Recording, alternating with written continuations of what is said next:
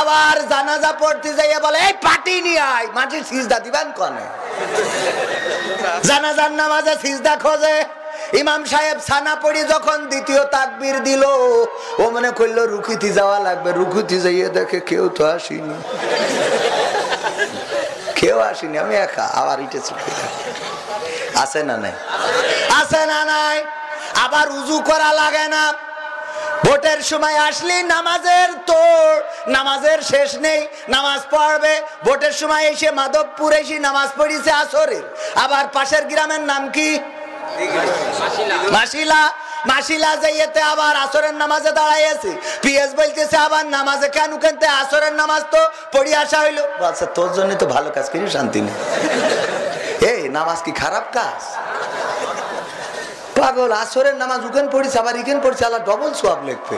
পাকা মুখান গের যত পড়ি পারা যায়, এখানেও পড়ে ওখানে যাই কয় এই জামাতের টাইম হয়নি এখনো, কয় পড়া হয়ে গেছে, পড়া হয়ে গেছে, শিখিস চল আমরা যাই আর একটা জামাত করি। হুজুর দাঁড়ান সামনে, আবার জামাত, নামাজের শেষ নেই।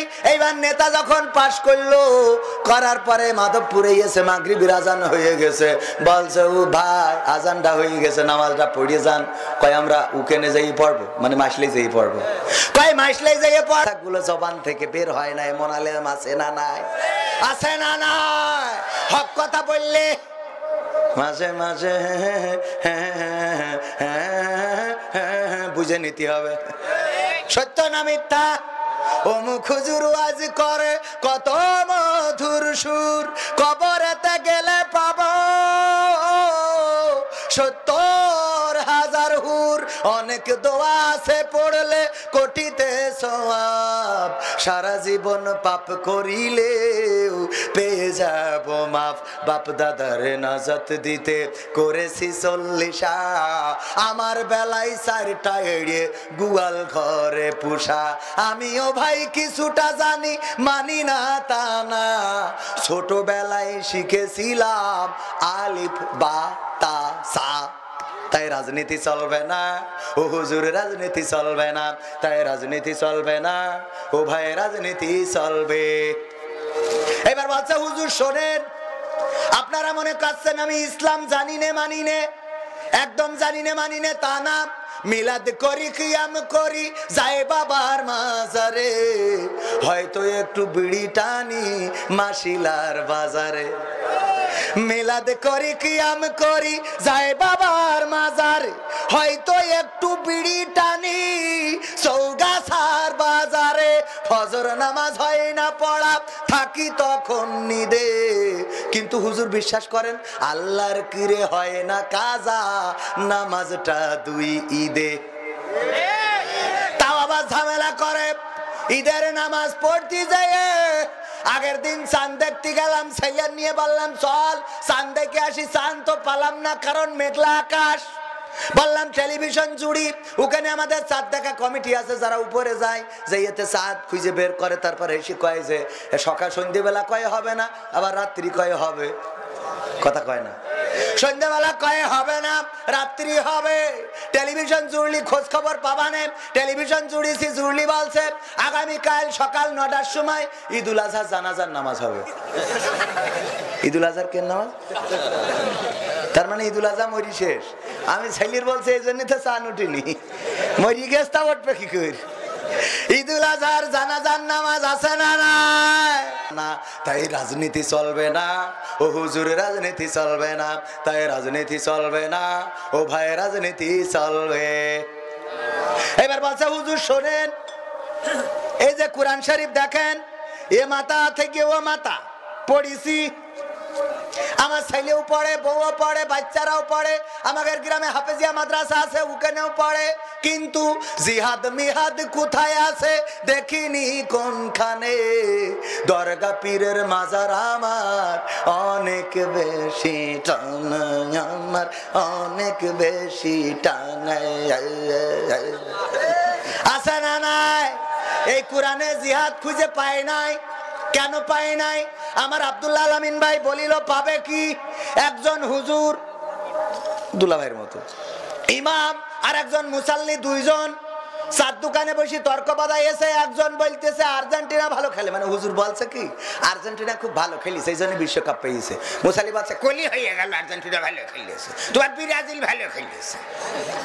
তো হুজুর হইলো একটু খুড়া, হুজুর কি খুড়া, আর যে মুসাল্লি ও একটু কানা, চোখি কম দেখে। তো বলতেছে যে তুমি কলিতে হবে না, ওই ব্রাজিল ভালো খেলে। বছরে না ওই যে মেসি আছে আর্জেন্টিনার, ও ভালো খেলে, গোল দেয় ভালো। মুসাল্লি বলছে মেসি না, তোমার নেইমার ভালো খেলে, তুই কলি হবে না, মানবে না। দুইজনে তর্ক, হঠাৎ করে আজান হয়ে গেছে, বলছে চলো তর্ক করি লাভ নেই, নামাজ পড়ি আসি।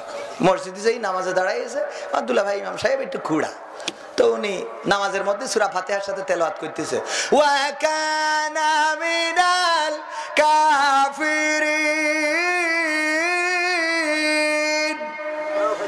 কানা বলছে হুজুর তো জম্মের খারাপ, ঝামেলা হইলো চার দোকানে আর নামাজে এসে কই ও কানা মিনাল কাফিরিন, আমি কানা কাফে, হুজুর তো চরম খারাপ। আচ্ছা মাফ করে দিলাম, আজকে হুজুর যা কইছে আজকে কইছে, হুজুর তো এইবার কোনোদিন কলি ছাড়বো না। এবার যেদিন আর একদিন নামাজের মধ্যে হুজুর ওই একই আয়াত তেলাওয়াত করে, ওয়া কানা মিনাল কাফিরিন। কানা বলছে হুজুর আমার ধৈর্যের সীমা রেখা, চোগাছা কুরাস করে জিগর গাছায় চলে গেছে, আর সম্ভব না। আপনি প্রতিদিন নামাজ দিয়ে আমার বলেন ওয়াকানা মিনাল কাফিরিন, আমি কানা কি এত বড় অন্যায় করেছি? আর্জেন্টিনা ব্রাজিলে সাপোর্ট করি, আপনি আর্জেন্টিনার লোক ঠিক আছে, কিন্তু আমি ব্রাজিলে সাপোর্ট করেছি বলে নামাজ দিয়ে ছাড়বেন তা হবে না। আপনি যেরাম ইমাম আপনার পড়ার অধিকার আছে, আমি মুসল্লি আমারও লুকমা দেওয়ার অধিকার আছে, আমি লুকমা দিচ্ছি আল্লাহু আকবার। ওয়া খুড়া মিনাল ফাসিকিন, আমি কানা কাফের হলি, তুমি খুড়া ফাসিক। বুঝা গেছে? কেমন বুঝা বুঝেছে বুঝতে পারিছেন? জিহাদ মিহাদ কোথায় আছে দেখিনি কোনখানে, দরগা পীরের মাজার আমার অনেক বেশি টানে, সেথায় গেলে শর্টকাটে ভাই জান্নাত পাওয়া যায়, পরকালে তরায় নেবে চিন্তা তেমন নাই। পীর সাহেবের কাছে মুরিদ আমি আমার নেতা, বছর বছর নাজরানা দিই আমি আবার সেথা, হইলে ওরস কোনো ভাবে মিস্ত করি না, ওখান থেকে আল্লাহ রাসূল হয়েছে জানা। তাই রাজনীতি চলবে না ও হুজুর, রাজনীতি চলবে না, তাই রাজনীতি চলবে না ও হুজুর, রাজনীতি চলবে। কথা কয় না? রাজনীতি কি করা যাবে? আমরাও করব না, কোন রাজনীতি করব না, কিন্তু কোরআনের নীতির কথা বলে যাব, আল্লাহর নীতির কথা বলে যাব, রাসূলের নীতির কথা বলে যাব, ইসলামের নীতির কথা বলে যাব। আর এটাকে যদি কেউ বলে রাজনীতি, তাহলে এটাই আমাদের রাজনীতি। এই তিনজন, এই তিনজন, এই দাঁড়াও দাঁড়াও দাঁড়াও দাঁড়াও, এই তিনজন, এই তোমাদের কি হয়েছে? শয়তানে ধরেছে? হ্যাঁ, এই তোমাদের কি হয়েছে? এই দুইজনের কি হয়েছে? বাড়ি আমরা যাব না বাড়ি? হ্যাঁ, তোমার থেকে দূর আমার বেশি কম না বেশি? গাড়ি আস, তুমি আমি গাড়িতে যাতে যে সময় লাগবে তুমি হেঁটে যাতে সেই সময় লাগবে। ওরে পথে যদি তোর হার্ট স্ট্রোক করে বাড়ি পৌঁছাইতে পারবি বেটা? হ্যাঁ, মনে কর অর্ধেক যাওয়ার পরে হঠাৎ করে এই জায়গায় হাসিস কুরআনের মাহফিলি, উপকার হচ্ছে, সোয়াব হচ্ছে। তোমার তো ওই 14 ফেব্রুয়ারিতে তোমার অসুবিধা হয় না, সিনেমা 3 ঘন্টা দেখতে গেলে তো তোমার অসুবিধা হয় না। ওই আর্জেন্টিনার খেলা রাত 4টার সময় উঠে এতে গোল বলিতে মিছিল মারো, তখন তো অসুবিধা হয় না। আছে না নাই? এবার যাও মাঝখানে সামনে বসিতে উঠে চলে যাচ্ছে, 12টা বেজেছে এখনো। রাত 1টার সময় আর্জেন্টিনার খেলা দেখার জন্য প্রজেক্টর খাটায় নিয়ে মশার কামড় সহ্য করে বসে থাকে। রাত 4টার সময় গোল দিতে পারিনি বলে আধা ঘন্টা বাড়াইছে, ও আগে যে শুয়ে পড়েছে যে আর রাত দেখবো না। বলেন কোন যুবক শুয়েছে যে আধা ঘন্টা আর গোল দিতে পারিনি, যা একাইবার বাড়ি যায়, যেই শুয়ে থাকি গে থেকেছে কেউ? আধা ঘন্টায়ও গোল দিতে পারিনি, আবার পেনাল্টি হবে, তাও বাড়ি গেছিস? তুই কর, তুই বুকে হাত দেখো। একটা পর্যন্ত দরকার সারা রাত চলবে, আপনারা থাকবেন আমি চলে যাবানে। যাও এবার বাড়ি যাও, শোনো রাগ করে না, তোমার তো উদাহরণ দিলাম। এরকম আছে না? না, এখানে বসলে শয়তানে কাটি করে। কিসে কাটি করে? শয়তানে কাটি করে। কারণ কি? কোরআনের কথা সবার সহ্য হয় এইটা সহ্য করার জন্য অন্তত সেই জাতীয় আপনার ধাক্কা কুলাইনোর মতো একটা নেটের দরকার আছে না নাই? কলিজা লাগবে, কলিজা লাগবে। কোন মুনাফিক কোরআন শুনতে পারে না। যারা মুনাফিকের গোষ্ঠী, যাদের রক্তে আবু জাহেলের রক্ত, তারা কোরআন শুনতে পারে না। এরা কোরআন শোনে না, কোরআনের ময়দানে বাধা দেয়, তারা কোরআনের ময়দানে বিশৃঙ্খলা করে। যারা চলে যাবা কখনো সামনে বসবা না, যারা চলে যাবা পিছনে বসবা, অথবা দাঁড়িয়ে থাকবা পিছনে, কারণ মাহফিলের সৌন্দর্য নষ্ট করবা। অনেক দূরে যেতে হবে, আমারে বুঝা, অনেক দূরে যেতে হবে। ওই সারসার থেকে এসে প্রেম করার জন্য। আর আমাদের এই চৌগাছা থানার ওই যে কি গ্রাম জানো? হ্যাঁ, আরে নাম আসলে না, আরে ওই ওই মাঝখানে সে খুব শুদ্ধ করি কয় বাড়িয়ালি, বাড়িয়ালি, বেড়িয়ালি কয়, বেড়িয়ালির ছেলে আর সার মেয়ে দুইজনে রং নাম্বারে ডাইল মেরিছে। মারার পরে দুইজন দেখা করতে গেছে, মিশ্রি দাঁড়াই কনে সিংহে নুড়া খাইছে। খাওয়ার পরে ওখানতে আসতে করি ছুটিপুর আসতে আসতে বুকি ব্যথা, হাসপাতালে নীতি নীতি কিল্লা ফতে। এই ইতিহাস জানেন না? জানেন না? মাত্র কয়দিন আগের ঘটনা। ও তোমার সার সারতে যাইয়ে ওর নিয়ে গদখালি ঘুরিয়ে সিংহে নুড়া খাইয়ে তোমার স্টক করে মরে যেতে পারো। কোরআনের মাহফিলি বসে থাকতে গেলি কামড়ায়, কথা কয় না, আছে না নাই? আহা যুবকেরা, তোমাদের হেদায়েত। ওই যে টুপিওয়ালা উঠছে, ওইটা কিরা? এই টুপিওয়ালা তুমি কি আজকে সব সোজা করতে যাবো? দুলা ভাইরে লেখা, কথা কয় না, সব সোজা করবো। কিছু সময় কথা এত আচ্ছা খারাপ লাগার মতো কথা বলেছি একটাও? এই কিছু আমি আমার কষ্ট লাগে, মানে অন্যদের মাহফিলে আমি দেখি যে ওঠে, আমার একজন উঠলেও আমার খুব খারাপ লাগে। উঠবেন কেন? আমি এসেছি আপনাদের জন্য, কিছু সময়ের জন্য। আমি তো যুবকদের হুজুর, আমি ইয়াংদের হুজুর, তরুণদের হুজুর। দেখেন ফোন নিয়ে ধরে আছে, আমি ওদের জন্য দোয়া করবো, ভালো জায়গায় যেন প্রেম হয়, বিয়ে হয় না, বিয়ে হয়। ওই করলি তো ওরা ওইটাই চায়, হুজুর একটু দোয়া করতে। মানে বিয়ে করতে ইচ্ছে করে না, পাখা মুকুতাগার। হ্যাঁ, ডাইরেক্ট বিয়ে কি হবে? ডাইরেক্ট বিয়ে, কোনো প্রেম না। কোন মেয়ে পছন্দ হইলে বাবার বলো আব্বা ওর বিয়ে করবে, কোনো কথা শুনতে চাইনি। বলা যাবে না? যাবে না। আমাদের বিয়েকে প্রমোট না করে আমরা প্রেমকে প্রমোট করি। এই বয়সে তোর বিয়ে দেবো না, তো এই বয়সে যে প্রেম করে বেড়াচ্ছে এর গুণা কিটা নেবে? কয় এই বয়স প্রেম করার বয়স। দেখো কত বড় খাটাস। প্রেম করা যাবে? কোরআনের মাহফিল সবাই সহ্য করতে পারবে না। এই কোরআনের মাহফিলে বাধা আছে না নাই? কোরআনের মাহফিল করতে গেলে বাধা দেওয়া হয়, বন্ধ করা হয়, কারণ হক কথাগুলো সবাই সহ্য করতে পারে। এই জন্য বাংলার জমিন থেকে অনেকেই আছে ইসলামকে বিতাড়িত করতে চায়। সংবিধানে রাষ্ট্র ধর্ম ইসলাম আছে বলে তোমার কেন জ্বলে রে বন্ধু, তোমার কেন জ্বলি? শয়তানে জ্বালে কি আগুন তোমারই বগলে, তোমার কেন জ্বলে রে বন্ধু, তোমার কেন জ্বলি? ইসলাম হলো শান্তির ধর্ম, আছে সুবিচার,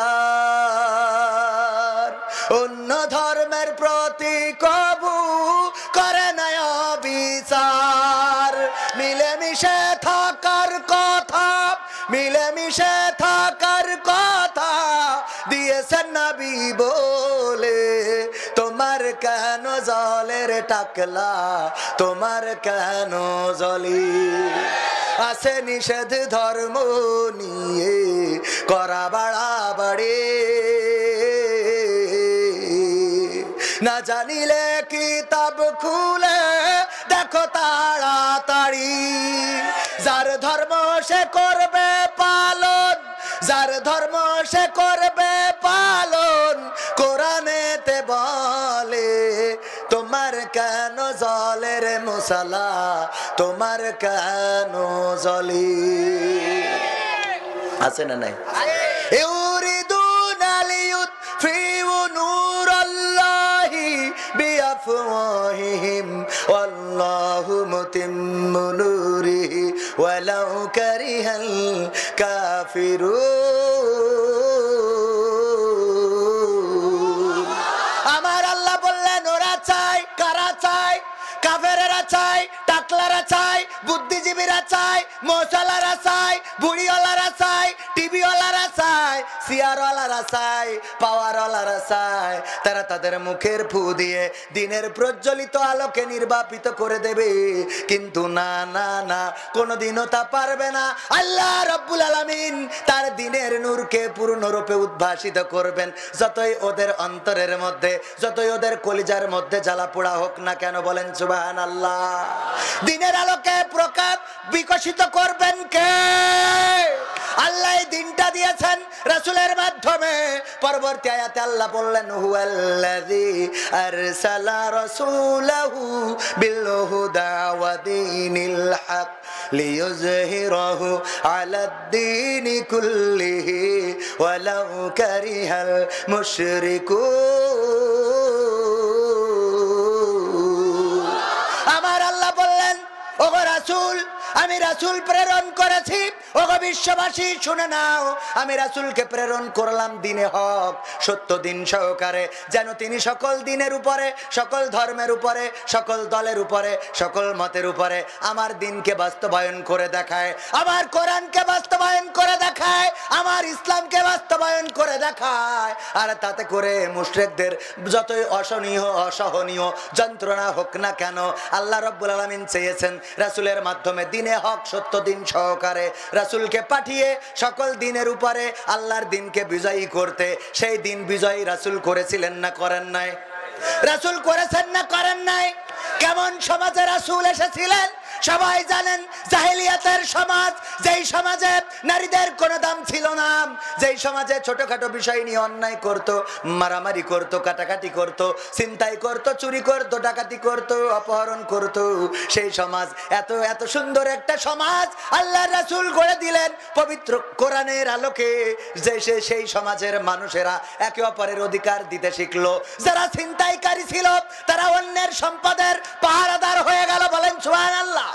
যারা ইজ্জত হরণকারী হয়ে গিয়েছিল, যারা ইজ্জত হরণ করত, তারাই হয়ে গেল অন্যের সম্ভ্রম রক্ষাকারী। বলেন সুবহানাল্লাহ। যারা চুরি করত তারা অন্যের মালামাল পাহারা দিল।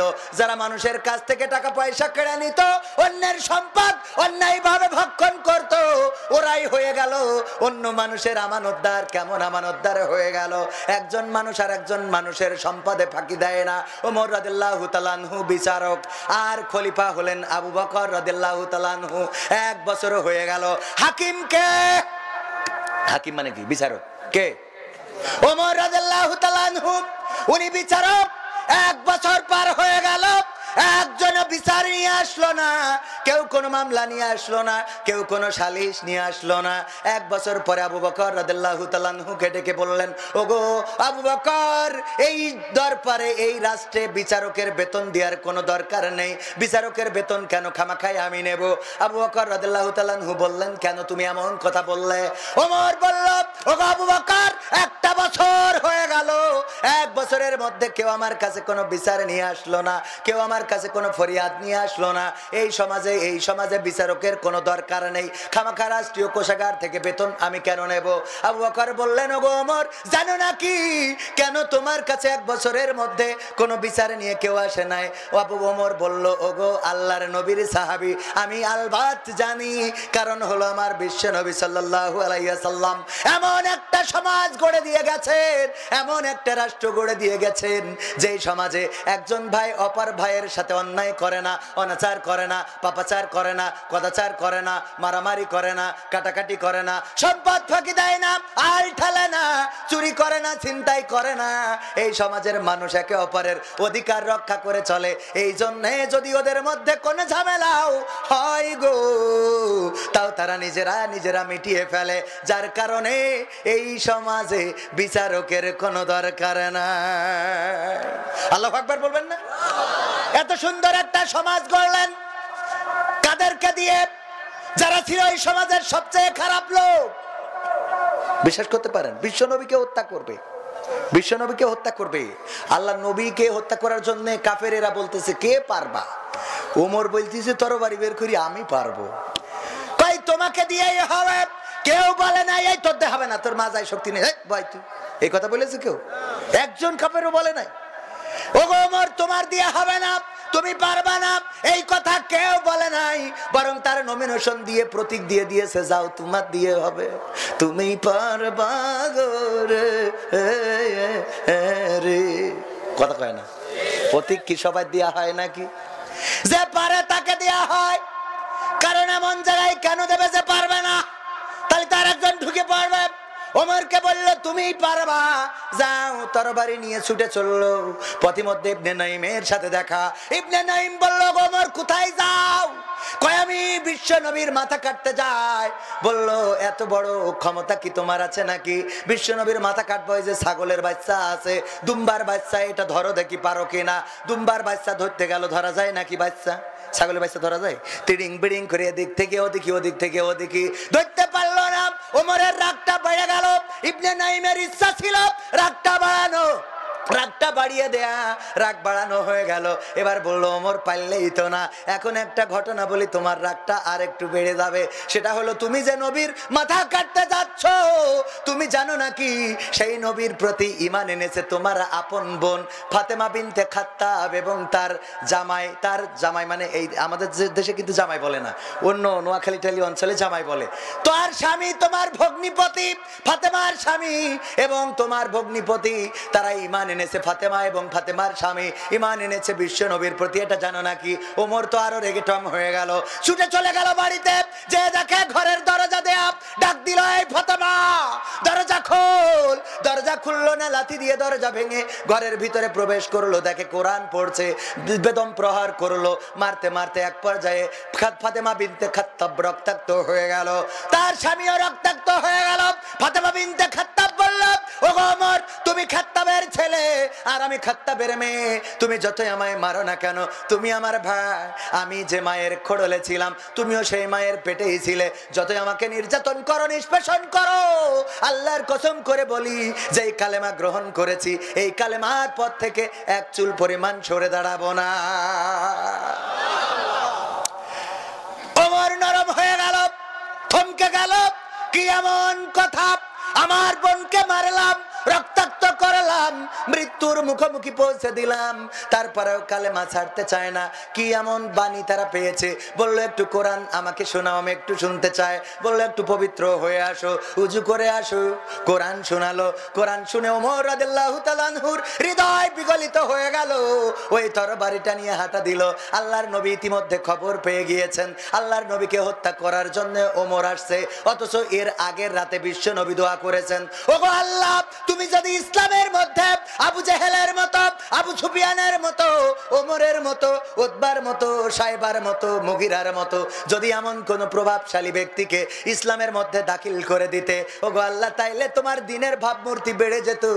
তোমার কাছে খাস করে ফরিয়াদ করি, তুমি এমন কোন একজন ব্যক্তিকে আমার ইসলামের জন্য কবুল করে নাও। দোয়া করেছেন কে? দোয়া করেছেন কে? বিশ্ব নবী হযরত মুহাম্মদ সাল্লাল্লাহু আলাইহি সাল্লাম। আল্লাহর নবী দোয়া করেছেন, কবুল করবেন কে? আল্লাহর নবীর দোয়া কারেন্টের মতো কবুল হয়ে গেছে। ওমর রাদিয়াল্লাহু তাআলা আনহু ছুটে আসছেন তরবারি নিয়ে, সাহাবীরা ঘিরে ধরে রেখে আছে। বেলাল এক পাশে, খাব্বাব, খুবাইব, আবু যর গিফারি, এমনি যারা প্রাথমিক যুগে যারা ইসলাম কবুল করেছে তারা রাসূলকে ঘিরে ধরে বসে আছে। ওমর যখন ছুটে আসছে, সাহাবীরা বলছে, ওগো বিশ্ব নবী, আমরা কিন্তু ওমরকে ছেড়ে দেব না। এতদিন গোপনে দিনের প্রচার করেছি, গোপনে রাতের অন্ধকারে মানুষের বাড়িতে বাড়িতে গিয়েছি, আর কিন্তু কোনো কথা শুনবো না। এখানে এসে যদি হামলা করতে চায়, আমরা সবাই ধরে আজকে ওমরকে যা হয় একটা কিছু করে ফেলবো, এতে করে আমাদের যা হয় হবে। আল্লাহর নবী উঠে দাঁড়ালেন, বললেন, রাস্তা করে দাও, জায়গা করে দাও, ওমরকে আমার কাছে আসতে দাও। ওমর রাদিয়াল্লাহু তাআলা আনহু ছুটে আসলেন, আল্লাহর নবীর সামনে দাঁড়ালেন। বিশ্ব নবী ওমর রাদিয়াল্লাহু তাআলা আনহুর বাহুটা ধরলেন, হাত দিয়ে ধরে বললেন, ওগো ওমর, এখনো তোমার মনের অবস্থার পরিবর্তন কি আসে নাই? ওমর বলল, ওগো বিশ্ব নবী, এই যে তরবারি আপনার কদমের কাছে রেখে দিলাম, এই তরবারি দিয়ে আপনার মাথাটা কাটতে এসেছিলাম, আর আজকে আপনার সামনে ঘোষণা করে দিচ্ছি, ইসলামের পক্ষে আমি কাজ করে যাব, আপনার পক্ষে, আল্লাহর পক্ষে আমি কাজ করে যাব। আপনার হাতকে শক্তিশালী করে দিলাম। আজকে যদি আপনার কাজে কেউ বাধা দেয়, তাইলে আমার তরবারি দিয়ে তার মাথা আর ধর দ্বিখণ্ডিত করে দেও। ওগো যুবকেরা, কোথায় ছুটে বেড়াও? যেই ওমর আল্লাহর নবীর মাথা কাটতে গেল, সেই ওমর কোথায় চলে গেল? বিশ্ব নবী বললেন, আমার পরে যদি কোন নবী হতো তাইলে সেই নবী হয়ে যেত ওমর। এত সুন্দর মানুষ হয়ে গেল, যেই মানুষগুলো মানুষের ক্ষতি করত, মানুষকে কষ্ট দিত, ব্যথা দিত, যন্ত্রণা দিত, মানুষের সম্ভ্রম হানি করত, মানুষের সম্পদ চুরি করত, সেই মানুষগুলো কতটা পরিবর্তন হয়ে গেল। ওগো যুবকেরা, একটু কান খুলে শুনে নাও। কার পিছনে ছুটে বেড়াও? কোন নেতার পিছনে ছুটে বেড়াও? কোন নায়িকার পিছনে ছুটে বেড়াও? কোন নায়কের পিছনে ছুটে বেড়াও? কোন আর্জেন্টিনা ব্রাজিলের পক্ষে পতাকা বানিয়ে বেড়াও গো? একটু কি চিন্তা করে দেখো, তোমার জীবনের শেষটা কোথায়? তুমি কোথা থেকে এসেছো, কোথায় যেয়ে থামবে? ওগো যুবকেরা, পরিবর্তন যদি হতে পারো, আল্লাহর জন্য যদি নিজেদেরকে পরিবর্তন করে নিতে পারো, দুনিয়ায় কল্যাণ দান করবেন কে? আখিরাতে কল্যাণ দিবেন কে? এর চেয়ে বড় সফলতা কিছু আছে? আমাকে মাঝে মাঝে অনেকেই কমেডিয়ান বলে, বলে না? বলে না? কয় নাট্যকার, কয় তার এনে লাভ কি? কিন্তু আল্লাহ সম্মান দিয়েছেন কিসের কারণে? চেহারার কারণে? টুপি, পাঞ্জাবি, কিসের কারণে? যদি কোরআনের কথা না বলতাম, আল্লাহর কসম করে বলি, এখানে হাজারো জনতা কোরআনের কথা না বললে আপনারা বসতেন নাকি? যদি আমার বাবার কাহিনী বলতাম, থাকতেন? আমার বাবার কাহিনী শোনার জন্য আসেন নাই, আমার দাদার কাহিনী শোনার জন্য আসেন নাই। ওগো যুবকেরা, তোমরা দেখে নাও, কবির বিন সামাদকে যদি আল্লাহ এতটা সম্মান দিতে পারে, তাহলে তোমাকেও এই সম্মান, এর চেয়ে বেশি সম্মান দিতে পারে না? পারে না? আজহারীকে সম্মান দিয়েছেন কে? আমির হামজাকে সম্মান দিয়েছেন কে? আবু তাহা আদনানকে সম্মান দিয়েছেন কে?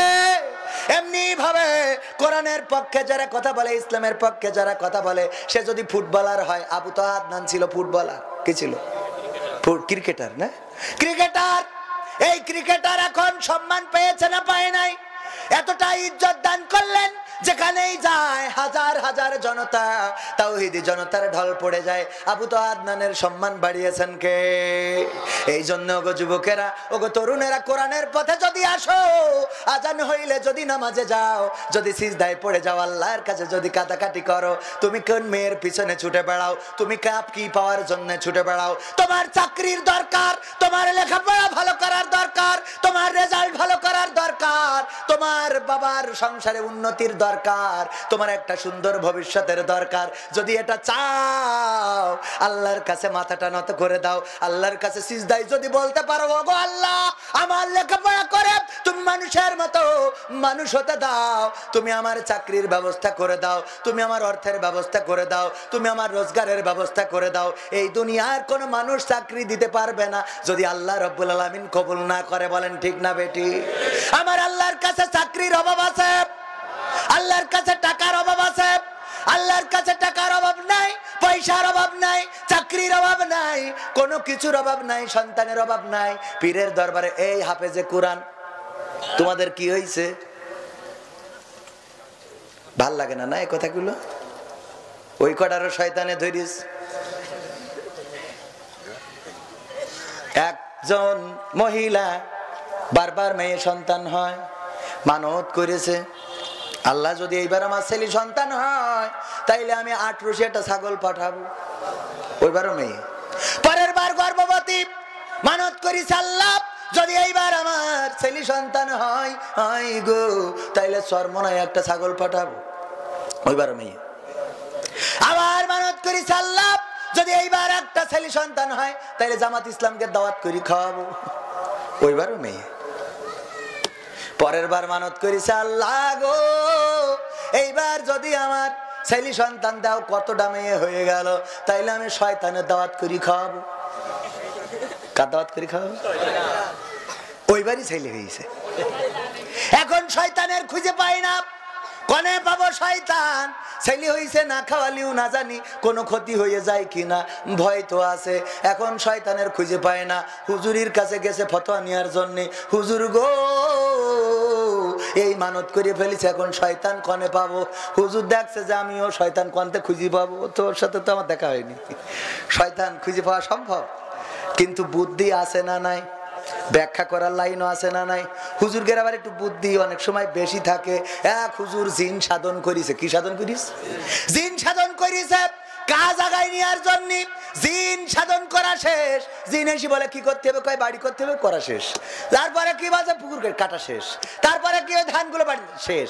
বলছে তারপরে কি করবো, কাজ তো আর নেই। কয় আমার কাজ দিতে হবে, কারণ আমি কাজের জিন, যদি কাজ না দেন তাহলে আপনার ঘাড় বটকাবো। হুজুর দেখছে তো বেকায়দা অবস্থা। জিন সাধন করি তো বিপদে পড়েছি, তাড়াতাড়ি করে বুদ্ধি খুঁজে পেয়েছি। বলছে অসুবিধা নেই, বাড়ি ওই পাড়াতে একটা কুকুর ধরে নিয়ে এসে নিয়ে এসে বলছে যে যখন কাজ থাকবে না ল্যাজটা সোজা করবো, যখন কাজ থাকবে না তখন তোর কাজ হলো কুকুরের ল্যাজ সোজা করা। যত টানাটানি করে ওর সোজা হওয়া সম্ভব, যে কাজ থাকে করাই, যখন থাকে না তখন কুকুরের পিছনে। বুদ্ধি আছে না নাই? আবার নাস্তিকরাও বুদ্ধি করে। কিছু নাস্তিক আছে সংশয়বাদী, ওরা পরকালও বিশ্বাস করে, এহকালও বিশ্বাস করে। চিন্তা করে মরে যাওয়ার পরে না জানি কি হবে, পরকাল এহকাল, মানে একবার মনে করে আছে, একবার মনে করে নাই। এরা হইলো কি সংশয়বাদী। এই সংশয়বাদীরা এরা দেখবেন যে সারা জীবন আল্লাহর বিরুদ্ধে কথা বলে গেছে। বড়ার সময় আবার 5টা জানাজা হয় না, হয় না? জানাজা না দিয়ে মাটি না কুলখানি, আরে বাবা গরু জবাই করে আছে। এই সংশয়বাদী একজন মারা যাওয়ার সময় তার সন্তানকে বলছে, শোন আমি মারা যাওয়ার পরে ওই যে গোরস্থানতে পুরনো কাপড় চুরি করে নিয়ে আমার দাপন করবে। তো আচ্ছা আব্বা এটা একটা কথা হইলো, মানুষের কাপড় চুরি করে নিয়ে দাপন চোখা সাথে কিনে আনবা না? তো আছে না না না, ও দরকার নেই, এখানে একটা বুদ্ধির মার পেঁচ আছে, কারণ সারা জীবন বুদ্ধি করি ইন্দুর বান্দর মানুষ বানাই ফেলালাম, আর এখন এই মরার সময় একটা বুদ্ধি করবো না, তা হয়? তো বলছে আব্বা বুদ্ধিটা কি? কবেই না মোটে জোর করি বলছে বুদ্ধি হইলো না, আমি তোকে তাহলে মরার আগে বলেই ছুঁয়ে যাই। সেটা হইলেই যে শুনেছি কবরে যাওয়ার পরে ফেরেশতা এসে বলবে যে মান রব্বুকা মান দিনুকা মান নাবিয়ুকা। তো আমি আসলে তো মানে সারা জীবন নাফরমানি করি গেলাম, কি না জানি ওখানে উত্তর দিতে পারবো বলে বিশ্বাস হয় না। তাই এই জন্য ওখানে একটু বুদ্ধি করবো। সেটা হলো তোরা ওই পুরোনো কাপড় দিয়ে মাটি দিবি, আমার এসে যখন ধরবে আমি কব এই প্রশ্নের উত্তর কবার দেবো। তোরা কবে কবার মানে আমি বলবো আমার কাপড়ের কাপড় দেখে বোঝা যাচ্ছে না আমি আজকের লাশ। আমার কাপড়ের কাপড় ছিঁড়িয়ে যাওয়ার কায়দা হয়ে গেছে, আবার এসে বলতে চাও মান রব্বুকা অমান দিনুকা অমান নাবিয়ুকা। আমি কবার দেবো এই প্রশ্নের উত্তর? খাটবে বুদ্ধি ওখানে, বুদ্ধি খাটবে। শয়তান দাওয়াত করে খাওয়াবো, কিন্তু শয়তান পাবো কোথায়? হুজুর বলল শয়তান তো আমিও দেখিনি, আমার সাথেও দেখা হয়নি, তবে কোরআনে পাইছি সূরা বাকারায় আল্লাহ বলেছেন ইয়া আইয়ুহাল্লাযীনা আমানু দুখুলু ফিস সিলমি কাফা ওয়া লা তাত্তাবিউ খুতুওয়াতিশ শাইতান ইন্নাহু লাকুম আদুউম মুবিন। আমার আল্লাহ বলেছেন ওগো ঈমানদারেরা, পরিপূর্ণ রূপে ইসলামের মধ্যে দাখিল হয়ে যাও, আর শয়তানের পদাঙ্ক অনুসরণ করো না, কারণ সে তোমাদের প্রকাশ্য দুশমন। এখন আমার কথা হলো কোরআনের যে মাহফিল, এটাই ইসলামের মাহফিল, এর মধ্যে পরিপূর্ণ রূপে ঢুকে যেতে হবে। আর এই ডাকতে যারা পরিপূর্ণ রূপে না ঢুকে আগেই উঠে হাঁটা দেবে গো, ওরা শয়তানের পদাঙ্ক অনুসরণ করে চলে যাবে। তার মানে ওদের মধ্যে কোন একজনের দাওয়াত করে খাওয়ালে শয়তানের খাওয়াইনো হয়ে যাবে। তাহলে কি শয়তান পাওয়া গেছে? কারণ এখান থেকে উঠাই কে? শয়তান ছাড়া কে উঠাই বলেন? মসজিদের মধ্যে যদি কোন বান্দা নামাজে দাঁড়ায়, আল্লাহর নবী বলছেন গুনার ফেরেশতা গুনার খাতা নিয়ে মসজিদে ঢোকে না, ওই মসজিদের বারান্দায় দাঁড়িয়ে থাকে, গেটে দাঁড়িয়ে থাকে। ওই বান্দাটা যখন মসজিদ থেকে বের হতে দেরি করে, এই ফেরেশতা আল্লাহর কাছে ফরিয়াদ করে, ওগো আল্লাহ তোমার বান্দা মসজিদে ঢুকেছে, কতক্ষণ হয়ে গেল বেরোয় না, আর কতক্ষণ দাঁড়িয়ে থাকবো?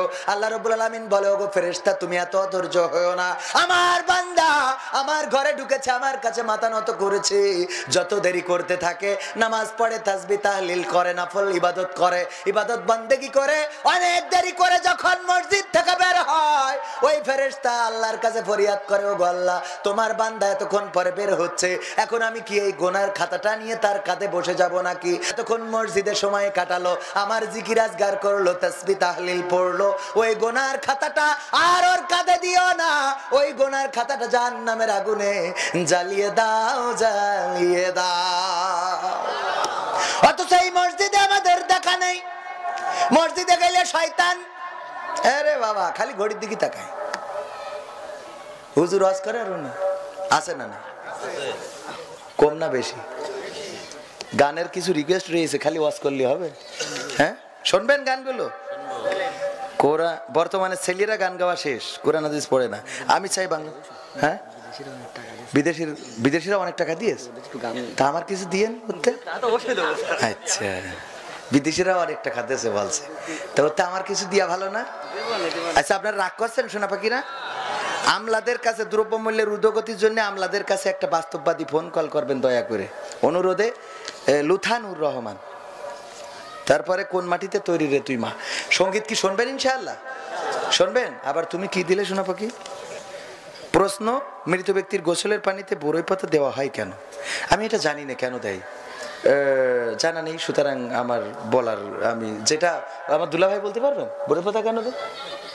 বরই পাতা সৌদি আরবেও বরই গাছ আছে অল্প, তো কেন দেয়? আমি তাইলে এই প্রশ্ন যেহেতু করেছো, আমি এরপরে জানার চেষ্টা করবো। যেটা আমি জানি না সেটা তো জাহিরি করে লাভ নেই। বরই পাতা কেন দেয় আমি জানি না। হ্যাঁ, অনেক কিছুই করা হয়, যেমন খেজুর পাতা দেওয়া হয়। এটার ব্যাপারে সেদিন আমি পড়লাম যে খেজুর পাতা বিশ্বনবী একবার এক কবরের পাশ দিয়ে যাচ্ছিলেন এবং বিশ্বনবী বললেন, এই কবরে, এই দুইজনের কবরে আযাব হচ্ছে। দুইজনের কবরে কি হচ্ছে? আযাব হচ্ছে। তো আযাব হচ্ছে, একটার কারণ ছিল তিনি কুলুপে পবিত্র থাকতেন না, আর একটার কারণটা আমি ভুলে গেছি। তার জন্য আল্লাহ রাসূল কি বললেন? একটা খেজুরের পাতা নিয়ে আসো, এবং সেই খেজুর পাতাটা কাটতে বললেন এবং ওই কবরের পরে পুঁতে দিলেন, দুই পাশ থেকে চিরে দুই দিকে দিয়ে দিলেন। এবং বিশ্বনবী বললেন, যতক্ষণ পর্যন্ত অন্তত এই খেজুরের পাতা কাঁচা থাকবে ততক্ষণ পর্যন্ত তাদের কবরের আযাবটা কম হবে বা মাফ হয়ে যাবে। এই জন্য খেজুরের পাতার একটা দলিল পেয়েছি, বরই পাতাটা নিয়ে আমি চিন্তা করব। কারণ আমি তো আসলে, আমার কাছে কেউ প্রশ্ন দেয় না, তবে মাঝে মাঝে দুই একটা প্রশ্ন দেয়, খাসখুড়ি প্রশ্ন। কি প্রশ্ন?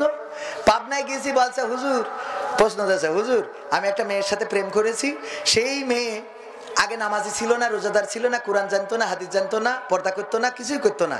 আমি তার সাথে প্রেম করি, সব বানাইছি, আল্লাহওয়ালা বানাইছি, নামাজি বানাইছি, কোরআন শিখাইছি, পর্দা করা শিখাইছি, একজন পরেশগার বান্দা বানাইছি, তাহাজ্জুদ পড়ে, এখন আমার সাথে প্রেম করতে চায় না। এর জন্য কি ওর কোনো গুনাহ হবে? বোঝেন?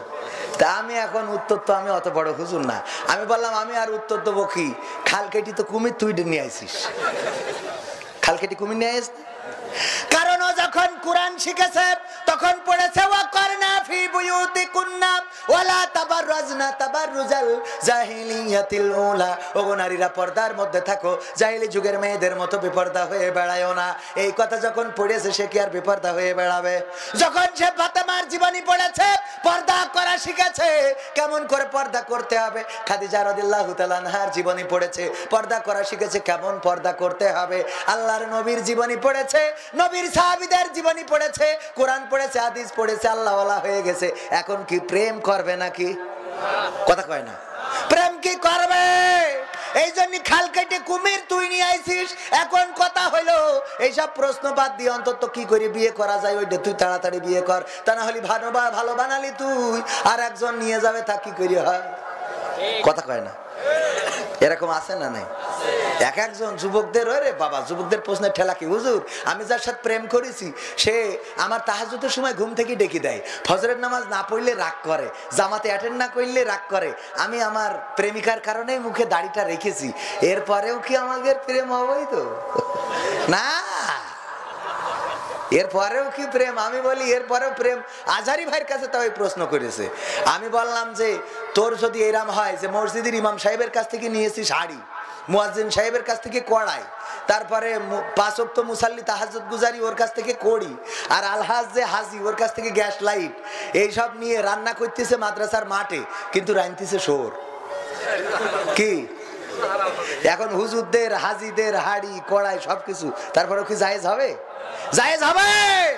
হবে না। যাই হোক, বরই পাতা কেন দেয় আমরা তো গানেও গাই, সাজিয়ে গুজিয়ে দে মোরে সজনী তোরা, সাজিয়ে গুজিয়ে দে মোরে, বরই পাতার গরম জলে শুয়ে আমার শাড়ির তলে, বরই পাতার গরম জলে, বরই পাতার গরম জলে শুয়ে আমার শাড়ির তলে, আতর গোলাপ চন্দন মেখে দে সজনী তোরা, সাজিয়ে গুজিয়ে দে মোরে, সাজিয়ে গুজিয়ে দে মোরে সজনী তোরা, সাজিয়ে গুজিয়ে দে মোরে। এত রঙিন এত কাপড় কিছুই ভালো লাগে না মোর এত রঙিন এত কাপড় এত রঙিন এত কাপড় কিছুই ভালো লাগে না মোর সাদা কাপড় আমায় পরাই দে সজনী তোরা সাজিয়ে গুজিয়ে দে মোরে সাজিয়ে গুজিয়ে দে মোরে সজনী তোরা সাজিয়ে গুজিয়ে দে মোরে এত জমি এত বাড়ি আমি কি সহিতে পারি এত জমি এত বাড়ি এত জমি এত বাড়ি আমি কি সহিতে পারি বাঁশের দোলায় আমায় তুলে দে সজনী তোরা সাজিয়ে গুজিয়ে দে মোরে সাজিয়ে গুজিয়ে দে মোরে সজনী তোরা সাজিয়ে গুজিয়ে দে মোরে তারপরে কোন মাটিতে তৈরি শোনাবো থাকবেন আর একটু সময় থাকা যাবে কোরআন প্রেমিক যারা তারা থাকবে কারণ এই তাওহীদি জনতা কোরআনের জন্য এসেছে সুস্থ সংস্কৃতির জন্য এসেছে বীর বাঙালি 21শে ফেব্রুয়ারিতে রক্ত দিয়ে 52 সালে বুকের রক্ত ঢেলে দিয়ে মায়ের ভাষাকে ছিনিয়ে এনেছিল বলেন ঠিক কিনা এই বীর বাঙালি 1971-এ বঙ্গবন্ধুর ডাকে সাড়া দিয়ে এই দেশকে স্বাধীন করেছিল রক্ত ঢেলে প্রমাণ করেছিল রক্ত দিতে জানি কিন্তু মানচিত্রের অধিকার ছাড়তে জানি না সেই বীর বাঙালি আরেকবার জাগতে হবে আরেকবার লড়াই করতে হবে আরেকবার সংগ্রাম করতে হবে কোরআন বুকে ধরে কোরআনের মিছিলে শরীক থেকে কোরআন কায়েমের জন্য সংগ্রাম করতে যেয়ে যদি বুকের তাজা রক্ত ঢালতে হয় রক্ত ঢেলে দিয়ে সেই রক্তের সাগরে সাঁতার কেটে কেটে একটি রক্তাক্ত বিপ্লবী কালেমার পতাকা বাংলার জমিনে উড়ানোর জন্য কারা কারা প্রস্তুত দুটি হাত দেখতে চায়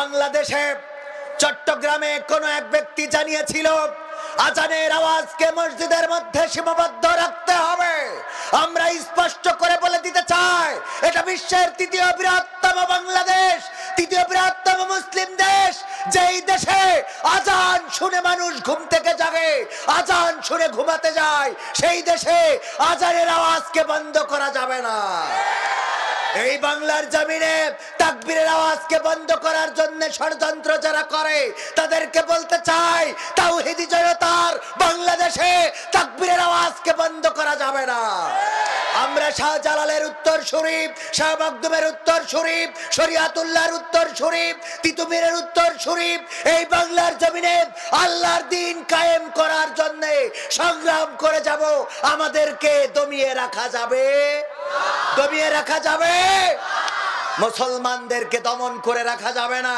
নিপীড়ন করা হবে যত হবে নির্যাতন তত হবে শক্ত কারার কুঠুরিগুলো ভরপুর হয়ে যেতে পারে হাতে হ্যান্ডকাপ লাগাতে লাগাতে হ্যান্ডকাপ শেষ হয়ে যেতে পারে বন্দুকের গুলি ফুরিয়ে যেতে পারে ফাঁসির রশি শেষ হয়ে যেতে পারে কিন্তু বিশ্বের জমিন থেকে প্রকৃত মুসলমান শেষ হবে না মুসলমান ছিল মুসলমান আছে মুসলমান ইনশাআল্লাহ যারা ষড়যন্ত্র করে তারা কেউ সরকারি দলের নয় তারা সরকারের লোক নয় কিছু রাম কিছু বাম তারা ষড়যন্ত্র করে এই বাংলাদেশে আজান বন্ধ করতে চায় বলেন ঠিক কিনা তাকবীর বন্ধ করতে চায় বলেন ঠিক কিনা অথচ মাননীয় প্রধানমন্ত্রী মসজিদ দিয়েছেন 560টি মসজিদ বানিয়েছেন আজানের জন্য মাইকের ব্যবস্থা করেছেন প্রধানমন্ত্রী মসজিদ বিরোধী নন আজান বিরোধী নন তাকবীর বিরোধী নন কিছু রাম আছে বাম আছে যারা তাকবীরের আওয়াজ শুনলে কলজার মধ্যে চুলকানি শুরু হয়ে যায় আছে না নাই কোরআনের সাথে যারা করবে দ্বন্দ্ব তাদের সাথে কবু হবে না আপোষ হবে কোরআনের সাথে যারা করবে দ্বন্দ্ব তাদের সাথে কবু হবে না আপোষ। জেল জুলুম হলেও হবে, জেল জুলুম হলেও হবে, বিবেকের কাছে তবু রব নির্দোষ। আমার রবের কাছে রব নির্দোষ, মহান প্রভুর কাছে রব নির্দোষ। কোরআনের সাথে যারা করবে দ্বন্দ্ব তাদের সাথে কবু হবে না। কোরআনের কথা যারা বলে যায় আজ তাদের দমাতে কত ফন্দি, কাউকে ধরে নিয়ে দিচ্ছে ফাঁসি, কাউকে রেখেছে আজও বন্দী। কোরআনের কথা যারা বলে যায় আজ তাদের দমাতে কত ফন্দি, কাউকে ধরে নিয়ে দিচ্ছে ফাঁসি, কাউকে রেখেছে আজও বন্দী। হক কথা বললেই জ্বলে যায় গা, কোরআনের কথা সইতে পারে না। হক কথা বললেই জ্বলে যায় গা, কোরআনের কথা সইতে পারে না। জানি না তাদের আমাদের পরে কেন এত আক্রোশ। জেল জুলুম হলেও হবে, জেল জুলুম হলেও হবে, বিবেকের কাছে তবু রব নির্দোষ। আমার রবের কাছে রব নির্দোষ, মহান প্রভুর কাছে রব নির্দোষ।